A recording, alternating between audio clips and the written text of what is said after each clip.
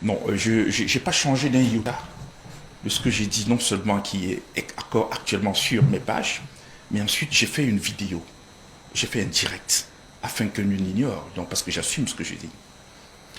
Et puis des gens, ils ont réagi, certains en disant, ben voilà, vous jetez notre armée et tout ça, l'opprobre et tout. D'abord, il faut déconstruire ça. Je ne suis pas de ceux qui pensent que c'est en chantant tous les jours qu'on doit respecter l'armée, qu'on rend un grand service à l'armée. Je suis de ceux qui pensent que nous avons une très bonne... Nous avons une armée et des forces de sécurité de France bien formées, dans leur grande majorité, et qui sont un exemple en Afrique et même dans le monde. C'est pour ça que nos armées, nos forces sont régulièrement requises dans des contingents internationaux. Moi, j'en ai participé à la formation d'un certain nombre de hauts cadres de nos forces qui participaient à des missions internationales. Et donc, de ce point de vue, je peux en témoigner non seulement de leur professionnalisme et de leur formation. Donc ça, il faut évacuer cette thèse. Maintenant, est-ce qu'on peut se permettre, dans un contexte où on est en train de valoriser, de vendre l'importance, le professionnalisme et la qualité d'un certain nombre de forces, de laisser que perdurent au sein de ces forces des éléments qui manifestement sont hors la loi ou alors qui gèrent leurs émotions en dehors de l'information qu'ils ont reçue. Non. Il faudrait que M. le délégué général de la sécurité nationale et le MINDEF et le CED trouvent le moyen d'exciper au sein de la police, de la gendarmerie et de l'armée les éléments qui sont en désaccord ou alors qui sont hors des normes de formation. Maintenant, sur l'événement précis, je continue de maintenir, et d'ailleurs le communiqué du ministre signé par le colonel Atomfar est venu confirmer ce que j'ai dit, ce que je croyais, enfin, donner des éléments qui peut permettre d'asseoir. Le communiqué parle juste d'une réaction disproportionnée. Non, oui, non, les mots ont leur sens, et c'est très important. Le communiqué vient parler en même temps de bavure, et en même temps nous parle des tirs de sommation. Et ça, c'est très important de le dire. Et il parle d'une enquête aussi. Oui, de l'enquête qui va suivre. Je m'en tiens à ce qui m'intéresse. Hein, les autres éléments, je ne suis pas en train de faire un exposé pour analyser le discours. Non, je prends les mots qui m'intéressent dans ce discours.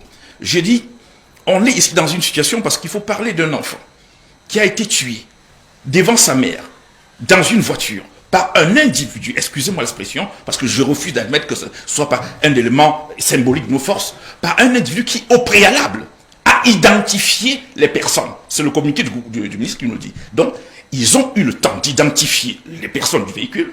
Ils savaient que dans ce véhicule, il y avait un chauffeur, dont une femme, et des enfants. C'est le communiqué qui dit qu'il y a eu identification. Ensuite, le communiqué nous dit qu'il y a eu éclat de voix, c'est-à-dire les deux gendarmes et le conducteur n'ont pas pu s'accorder. Il y a eu, le ton est monté.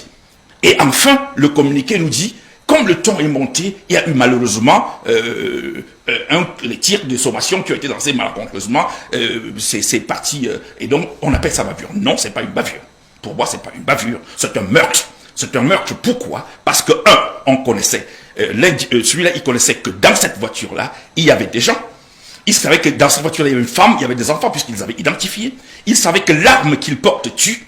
Il savait que la distance dans laquelle il est en train de tirer, l'arme va atteindre les gens dans le véhicule. Et les tirs de sommation ne se font pas à l'horizontale, ça fait à la verticale.